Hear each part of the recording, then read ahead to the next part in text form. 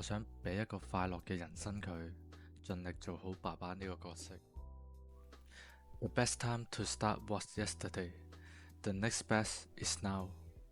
今年28歲嘅我作出咗呢啲改變，quit 咗以前份工，揾咗份寵物相關嘅工作，完成咗寵物穴位按摩課程，每日花少少時間幫 Lambo 按摩，由零開始學習拍片、剪片、經營我嘅 page， 堅持每日花2個鐘喺我嘅寵物事業上面，仲報讀咗犬隻行為訓練師課程。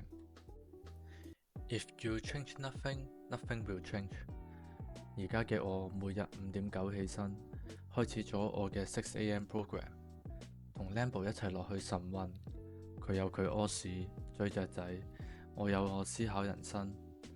每朝做100下掌上壓，我哋聽住雀仔唱歌，一齊玩掟波波遊戲，同啲晨運嘅 uncle auntie 打招呼，享受我哋嘅 morning routine。Good things take time。